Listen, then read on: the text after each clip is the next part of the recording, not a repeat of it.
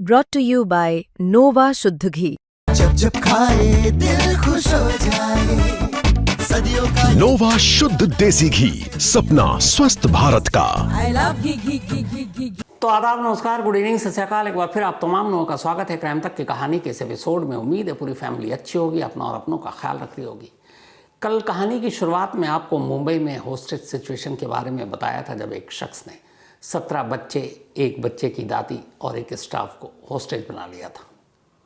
फिर उसने एक वीडियो भी जारी किया। अब डिटेल में इस पूरी कहानी, इस ऑपरेशन की कहानी और रोहित आर्या की कहानी भी सामने आई है। मुंबई के पवई में एक 6 मंजिला बिल्डिंग RA, बल्कि RA की बिल्डिंग का नाम नहीं है, बिल्डिंग का नाम महावीर क्लासिक बिल्डिंग है। इसी के एक फ्लोर पर RA नाम का एक स्टूडियो। RA मतलब रोहित आर्या, वही रोहित आर्या जिसने बच्चों को बंधक बनाया था। इस RA स्टूडियो में पिछले 4 दिनों से एक ऑडिशन चल रहा था, और वो भी सिर्फ बच्चों के लिए, 10 से 15 साल की उम्र के बच्चे। और ये बच्चे मुंबई के अलावा अलग अलग जगह से, सतारा और महाराष्ट्र के अलग अलग पार्ट से आए थे, स्कूल की तरफ से भेजे गए थे। और ये जो ऑडिशन चल रहा था, ये एक वेब सीरीज थी, लेट्स चेंज। तो लेट्स चेंज के लिए ऑडिशन था। 4 दिनों से ऑडिशन चल रहा था, और कल यानी कि 30 अक्टूबर को लास्ट डे था। ऑडिशन का रूटीन ये हुआ करता था कि बच्चे यहाँ सुबह 10 बजे पहुँच जाते थे, और दोपहर 1 से 1:30 के बीच में लंच होता, फिर चालू हो जाता। और चूँकि बच्चे सभी छोटे थे, 10 से 15 साल की उम्र के, तो उनके साथ पेरेंट्स होते, कुछ पेरेंट्स इसी बिल्डिंग में होते, कुछ बाहर होते, इंतज़ार कर रहे होते। और रोहित आर्या खुद ऑडिशन दे रहा होता। 3 दिन तक ऑडिशन बिल्कुल ठीक ठाक चला। चौथे दिन, अब इन 3 दिनों में बच्चों के साथ रोहित आर्या घुल मिल चुका है। उसे पता है कौन सा बच्चा क्या है। बच्चों से बातचीत में ये भी पता चला किन किन बच्चों की फाइनेंशियल हालत कैसी है, कौन अमीर है, कौन गरीब है। तो 30 अक्टूबर को भी करीब 100 बच्चे थे ऑडिशन के लिए, लेकिन दोपहर 1 बजे तक उसने उनमें से 80 बच्चों को वापस भेज दिया। और बल्कि 100 नहीं थे, टोटल 97 थे। 17 बच्चे बचे, उनमें से एक बुजुर्ग बच्चे, जो बच्चा था उसकी दादी भी थी और एक स्टाफ था। थोड़ी देर के बाद रोहित आर्या ने जो बुजुर्ग लेडी थी उनसे कहा कि इन बच्चों को ऊपर एक कमरे में ले चलते हैं। कमरे में ले गए। अब ऑडिशन के नाम पे बहुत सारी चीज़ें चल रही थी। उसने कहा कि आप इन बच्चों को कंट्रोल करो, कहीं जाने मत देना। उसके पास एक एयर गन भी था। दादी को ये सारी चीज़ें बड़ी अजीब लगी। 3 दिन तक बड़ा नॉर्मल, 3 दिन तक रोहित आर्या बहुत प्यार से बच्चों से भी बात कर रहा था, पेरेंट्स से भी कर रहा था। अब दोपहर के लगभग 1:30 बजने वाले थे, बाहर पेरेंट्स इंतज़ार कर रहे हैं, क्योंकि लंच टाइम हो गया और बच्चों के खाने का वक्त है। लेकिन उस बिल्डिंग से कोई बच्चा बाहर ही नहीं आ रहा। अच्छा, इस बिल्डिंग का वो हिस्सा जहाँ पर ये स्टूडियो था वो ट्रांसपेरेंट था, मतलब आप अंदर से बाहर और बाहर से अंदर देख सकते थे। अचानक नीचे खड़े पेरेंट्स ने देखा कि बच्चे इशारों में हेल्प हेल्प चिल्ला रहे हैं, और एक साथ 17 बच्चे एक कमरे के अंदर हैं। पेरेंट्स घबराए, लंच टाइम भी हो चुका है, नीचे नहीं आ रहे हैं। अब वो कुछ समझ पाते तभी 2:19 का वक्त था, जब इंस्पेक्टर जितेंद्र सोनवा ने, जो इसी पवई एरिया के पुलिस स्टेशन के इंचार्ज थे, उनके पास एक कॉल आती है। उन्हें बताया जाता है कि महावीर क्लासिक बिल्डिंग में शायद कुछ बच्चों को बंधक बना लिया गया। ये सुनते ही इंस्पेक्टर जितेंद्र सोनवा ने अपनी टीम के साथ फ़ौरन उस बिल्डिंग के नीचे पहुंचते हैं। वहाँ पहुँचने के बाद अब पेरेंट्स भी परेशान, रोना पीटना, चीखना चिल्लाना। उधर बच्चे उस गिलास से दिख रहे हैं कि वो परेशान हेल्प के लिए चीख रहे हैं। थोड़ी देर में इंस्पेक्टर जितेंद्र सोनवाने को सिचुएशन समझ में आ गई। उन्होंने अपने सीनियर अफसरों को फ़ोन किया। इसके बाद फायर ब्रिगेड की गाड़ियाँ, कमांडो सभी वहाँ पहुँच गए। अब अभी तक ये समझ में नहीं आ रहा था कि इन बच्चों को किडनैप क्यों किया गया और करने वाला कौन है। खैर, किसी तरह कांटेक्ट बनाया गया, और वो पहले शख्स थे इंस्पेक्टर जितेंद्र सोनवा ने, जिन्होंने रोहित आर्या को इशारे से, वो देख रहे हैं, बात करने के लिए कह रहे हैं, और ये भी कह रहे हैं कि तुम्हारी जो भी मांगे हमसे बात करो, सब मसला हल हो जाएगा। तब सोनवाने कहता है कि फ़ोन कीजिए, फ़ोन पे बात करेंगे, इसके बाद नंबर बताया जाता है। अब इंस्पेक्टर जितेंद्र सोनवाने फ़ोन करते हैं। रोहित आर्या ऊपर है, बच्चे बंधक उसकी कस्टडी में है। इंस्पेक्टर सोनवाने अब उससे बात करते हैं, कहते हैं देखो छोटे छोटे बच्चे हैं, तुम इन बच्चों को छोड़ दो और अगर तुम्हें लगता है कि कोई ख़तरा है तो मैं खुद ऊपर आता हूँ, तुम चाहो मेरे साथ जो भी कर लेना। रोहित आर्या नहीं मानता है। तब इंस्पेक्टर सोनवाने कहते हैं कि अगर तुम चाहो तो मैं अपने दोनों हाथ बांध कर यहाँ से ऊपर आऊँगा और मेरे पास कोई हथियार भी नहीं होगा और तुम तलाशी ले लेना, मुझसे बात कर लेना, पर बच्चों को कुछ नुकसान मत पहुँचाओ। सोनवाने ये भी नहीं मानता और वो फ़ोन पर कहता है कि मेरी कुछ डिमांड्स हैं, मेरे साथ बेईमानी हुई है, सिस्टम ने मुझे मारा है, तो मुझे इंसाफ चाहिए और मुझे कुछ लोगों से बात करनी है। अभी तो सिचुएशन ये है कि 17 बच्चे अंदर हैं, एयर गन है। ये भी था कि उसने फ़ोन पर कहा कि अगर आप लोगों ने ज़बरदस्ती की तो मेरे पास पेट्रोल भी है, इसी कमरे में बंद कर सभी बच्चों को जला देंगे। उसने ये भी कहा कि मैं मरना चाहता हूँ, लेकिन मैंने मौत का फैसला त्याग दिया और मैंने कहा कि पहले इनको बंधक बनाएंगे। अब इंस्पेक्टर जितेंद्र सोनवाने जितना वक्त उसके साथ बात कर रहे हैं, ये एक मिशन का हिस्सा था। हिस्सा इसलिए था ताकि इस रोहित आर्या को बातों में उलझा कर रखा जाए और बाकी की टीमों को ऑपरेशन का मौका मिले। इस दौरान में वो बिल्डिंग के नक्शा, मैप, बैक डोर, जितनी भी चीज़ें हैं उनको वो खंगाल सके, समझ सके।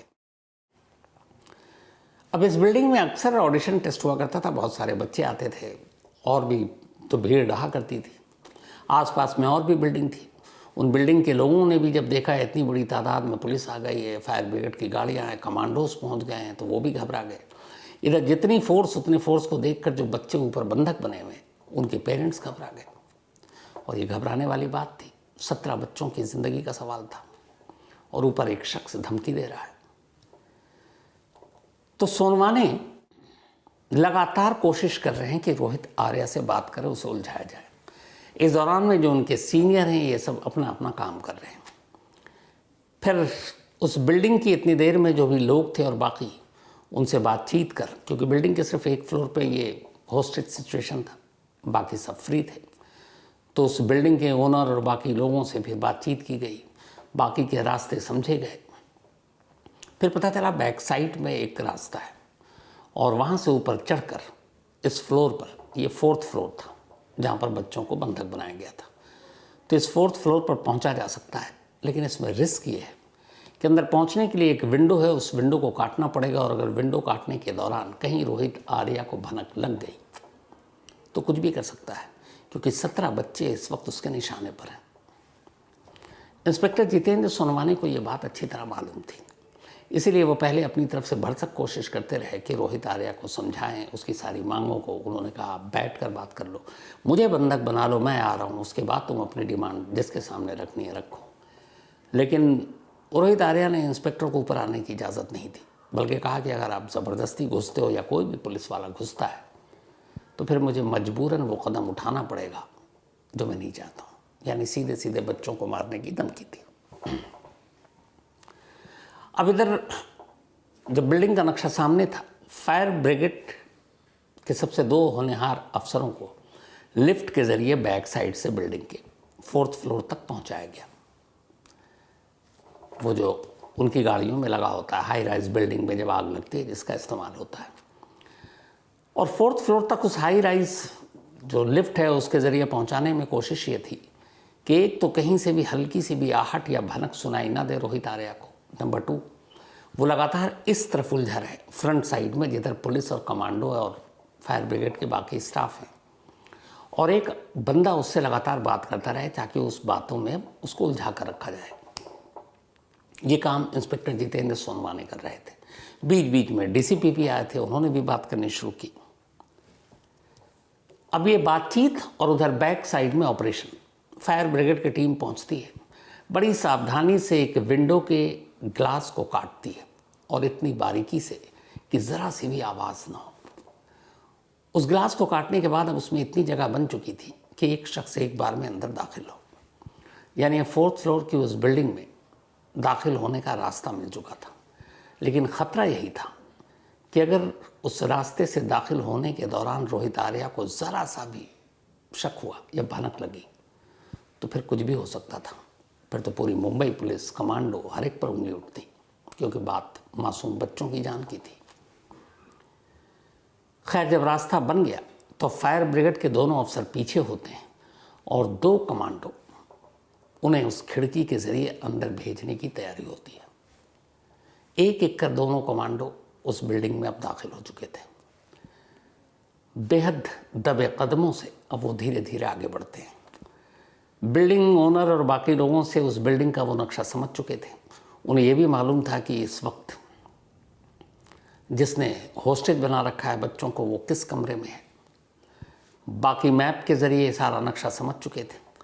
अब वो दबे कदमों से उस तरफ बढ़ रहे हैं और ये सबसे ख़तरनाक मोमेंट था इस ऑपरेशन का, क्योंकि ज़रा सी भी आहट गलत हुई तो कुछ भी हो सकता था। खैर, अब ये दोनों पहुंचते हैं और जैसे ही उस कमरे के पास पहुंचते हैं तब तक शायद रोहित आर्या को भनक लग गई। अब यहाँ सेकंड का खेल था। रोहित आर्या कुछ भी कर सकता था और कमांडो को भी पता है कि एक बार उसे यकीन हो गया कि कोई यहाँ बिल्डिंग में दाखिल हो चुका है बच्चों को छुड़ाने, तो फिर कुछ भी हो सकता है। एक तो उसके पास पेट्रोल, बच्चों को जलाने की धमकी, कमरे में आग लगाने की धमकी, ऊपर से एयर गन, और बाकी और कोई हथियार है कि नहीं इसकी सही जानकारी भी नहीं है पुलिस को। दोनों कमांडो पहुंचते हैं और अचानक रोहित आर्या को भनक मिलती है। रोहित आर्या अपना एयर गन उठाता है, लेकिन इससे पहले कि वो कुछ कर पाता, अचानक उन कमांडो में से एक फायर कर देता। गोली सीधे सीने में लगती है। रोहित आर्या वहीं पर गिर जाता है। इसके बाद इससे पहले कि वो कुछ रिएक्ट करे, कमांडो उसे दबोच लेते हैं। दबोचने के बाद अब पहले चारों तरफ देखते हैं कोई ऐसी ख़तरनाक चीज़ तो नहीं है, कोई बॉम्ब तो नहीं है, कुछ और तो नहीं है। फिर वो क्लियर होने का मैसेज देते हैं।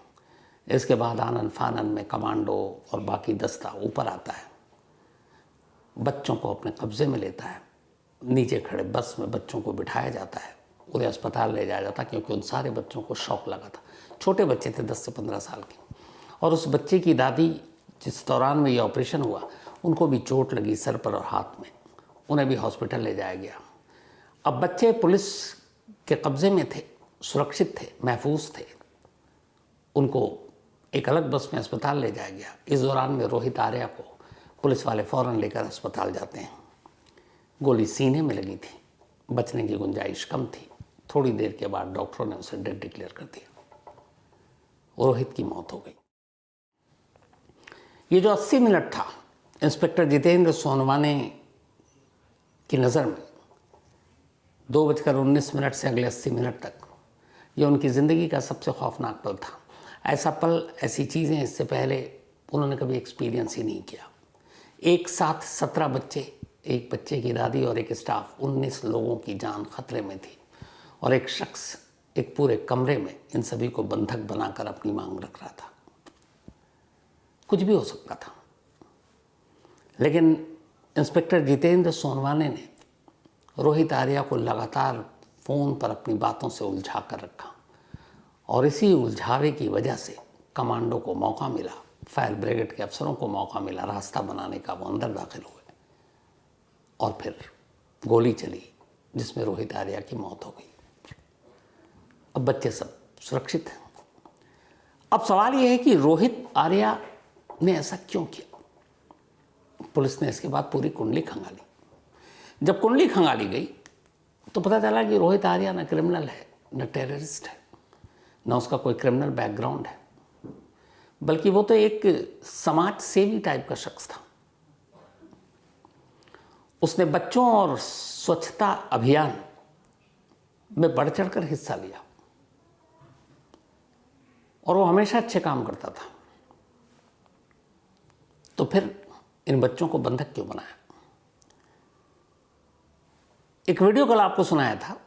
इस वीडियो को आप अगर पहले सुनेंगे, जो उसकी लाइनें हैं, इसके बाद आगे की कहानी आपको बताता हूं कि उसने ऐसा क्यों किया। क्योंकि इस वीडियो में उसने कहीं ये नहीं कहा कि उसकी मांग क्या है, वो क्यों ऐसा कर रहा है। इस वीडियो को पहले सुनिए और फिर उसकी मांग जो थी और क्यों वो गुस्से में था, इसके आगे बताता हूँ। मैं रोहित आर्या। करने की जगह मैंने एक प्लान बनाया और कुछ बच्चों को इधर हॉस्टेज रखा है। मेरे को ज़्यादा डिमांड्स नहीं है, बहुत सिंपल डिमांड्स है, बहुत मॉरल डिमांड्स है, बहुत एथिकल डिमांड्स है। और मेरे कुछ सवाल है, मुझे कुछ लोगों से बात करनी है, उनको सवाल पूछने हैं, उनके जवाब पर अगर मुझे काउंटर क्वेश्चन है तो मुझे काउंटर क्वेश्चन पूछना है, लेकिन मुझे ये जवाब चाहिए। मुझे दूसरा कुछ नहीं चाहिए। ना मैं टेररिस्ट हूँ, ना मेरी बहुत बड़ी पैसों की डिमांड है, कुछ भी पैसों की डिमांड तो है ही नहीं, इमोरल तो बिल्कुल भी नहीं है। सिंपल कॉन्वर्सेशंस करने हैं और जिसके लिए मैं इन बच्चों को हॉस्टेज लिया है। ये मैंने एक प्लान के तहत ही हॉस्टेज लिया है। लेट्स चेंज 4 मैं सच में करने वाला हूँ। अगर जिंदा रहा तो मैं करूँगा, अगर मैं मर गया तो कोई और करेगा, लेकिन होगा ज़रूर। इन्हीं बच्चों के साथ होगा अगर इनको हार्म नहीं होता है तो, because the slightest wrong move from your end will trigger me कि मैं ये पूरा जगह को आग लगा दूँ और उसमें मर जाऊँ। मैं मर जाऊँ या नहीं मर जाऊँ, बच्चे अननेसेसरी हर्ट होंगे, ट्रॉमाटाइज डेफिनेटली होंगे। उसके ऊपर कुछ होगा तो मुझे पता नहीं, उसका जिम्मेदार मुझे ना गिना जाए, उसका जिम्मेदार उन लोगों को गिना जाए जो अननेसेसरी ये ट्रिगर कर रहे हैं, जबकि एक नॉर्मल कॉमन पर्सन सिर्फ बात करना चाहता है।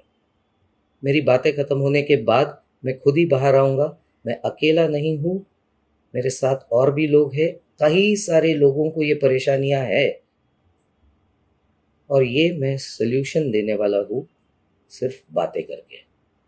Please do not trigger me to do some harm to anybody. तो आपने ये वीडियो तो सुन लिया। इस वीडियो में कहीं भी वो अपनी मांग नहीं रख रहा, लेकिन ये कह रहा है कि वो जो भी कर रहा है मतलब इथिक्स और मोरल सारी बातें कर रहा है। तो फिर ऐसा क्या था? असल में 3 साल पहले रोहित आर्या ने एक स्कीम शुरू किया था। वो इस पर ऑडियो विजुअल मीडियम के ज़रिए भी मदद कर रहा था।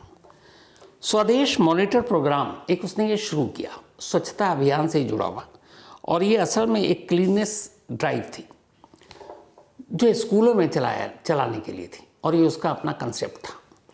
और जो महाराष्ट्र के एजुकेशन डिपार्टमेंट है स्कूल का, उसे ये कंसेप्ट बहुत पसंद आया था रोहित आर्या का,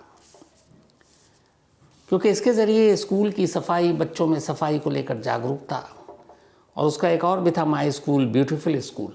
ये महाराष्ट्र सरकार की एक योजना थी, माई स्कूल ब्यूटीफुल स्कूल।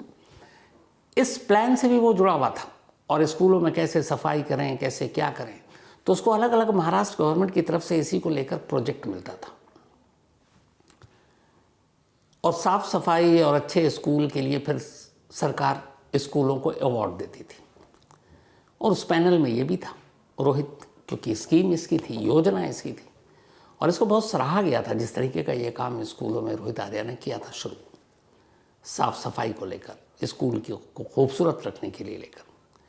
लेकिन उसे पहला धक्का तब लगा जब एक बार स्कूल जो सबसे बेहतर साफ सुथरा स्कूल है उसको अवार्ड देना था। उसने कुछ शॉर्टलिस्ट भी किए, उस कमेटी में और भी लोग थे, लेकिन वो हैरान रह गया जब उसने देखा कि जिन स्कूलों को 0 और 1 नंबर मिले थे उन स्कूलों को भी अवार्ड दे दिया गया। उसने ये आवाज़ उठाई। अब महाराष्ट्र सरकार का ही ये मैटर था, उनके अफसरों से, एजुकेशन मिनिस्टर से, तो उन्होंने उसे समझा कर चुप करा दिया। फिर भी उसने आवाज़ उठाई। तो अब चूँकि ये महाराष्ट्र एजुकेशन बोर्ड के प्रोजेक्ट का एक हिस्सेदार था, काम कर रहा था, तो इसको बाकायदा कॉन्ट्रैक्ट मिलता था और उसके पैसे मिलते थे। तो वहाँ से इसकी लड़ाई शुरू हुई। जब इसने आवाज़ उठानी शुरू की तो कुछ अफसर नाराज़ हो गए कि तुम अवार्ड पर कैसे उंगली उठा रहे हो। उसका ये था कि नहीं, आप ईमानदारी से अवार्ड दीजिए, जो बेहतर स्कूल है उसको साफ़ सफाई में बेहतर है उसको आप दीजिए, जिसके 0 और 1 नंबर है आप उसको कैसे अवार्ड दे सकते हैं। वहाँ से सरकारी अफसरों के साथ अनबन शुरू हुई। फिर इसके कुछ पैसे थे जो महाराष्ट्र सरकार के ऊपर ड्यू थे, वो पैसे रोक लिए गए। अपने इंटरव्यू में रोहित आर्या ने कई जगह कहा कि उसका महाराष्ट्र सरकार के ऊपर 2 करोड़ रुपए बकाया था, और उसने इसके बाद कई और प्रोजेक्ट भी शुरू किए, लेकिन वो पैसे नहीं दे रहे थे। जब उसने पैसे नहीं मिले तो फिर एक बार रोहित आर्या ने भूख हड़ताल शुरू कर दी, गांधी जी की तरह। न खाना न पीना, बिल्कुल भूख हड़ताल पूरी तरीके से, और वो भी एजुकेशन मिनिस्टर के घर के बाहर। अब ये बात मीडिया में भी आई और वो भूख हड़ताल पर है, कुछ खा पी नहीं रहा, कुछ भी हो सकता है। तो आखिर में झुकना पड़ा सरकार को और फिर उसके बकाया पैसे को 2 किस्तों में दिए गए, पहले में 7 लाख और फिर 8,26,000 रुपये। महाराष्ट्र सरकार का कहना था कि इतने ही बनते थे, 2 करोड़ रुपये वो एक्स्ट्रा बता रहा है, ज़्यादा पैसे बता रहा है, लेकिन उसका कहना था कि नहीं 2 करोड़ बकाए थे मेरे और कुल मिला के मिले 15 लाख रुपए। उसे सरकार, एजुकेशन डिपार्टमेंट और शिक्षा मंत्री इनसे शिकायत थी। उसने कहा हर तरफ से कोशिश कर ली, मैं और भी बहुत सारी चीज़ों पे काम कर रहा हूँ, अब पैसे मुझे दे नहीं रहे हैं जो मेरे पैसे हैं। और जो पूरा कंसेप्ट था ये साफ सफाई स्कूलों में खूबसूरत स्कूल रखने का, ये पूरा कंसेप्ट भी महाराष्ट्र के एजुकेशन डिपार्टमेंट ने रोहित आर्या का ही लिया था और उसका कहना था कि इस कंसेप्ट को लेने के बाद उसे उसकी मेहनताना या फीस नहीं दी जा रही है, आइडिया उसका, एग्जीक्यूशन उसका, पैसे नहीं मिल रहे। हालांकि इस हादसे के बाद वहाँ के मिनिस्टर ने कहा कि नहीं वो 2 करोड़ नहीं था, जितने थे दे दिए, रिटर्न में बाकी कुछ होगा नहीं। तो उसे महाराष्ट्र सरकार के शिक्षा विभाग से शिकायत थी। उसे शिकायत इस बात की थी कि जो बच्चों के लिए कर रहा है, उनके स्कूलों के लिए कर रहा है, उसके बदले में जो उसके जेन्युइन जायज़ पैसे बनते हैं वो सरकार मार कर बैठी है। तो वो सरकार और सिस्टम का सताया हुआ था। एक इंटरव्यू से ये भी पता चला कि रोहित आर्या का असली नाम असल में रोहित आर्या नहीं था। रोहित आर्या का असली नाम रोहित हरोलीकर था, लेकिन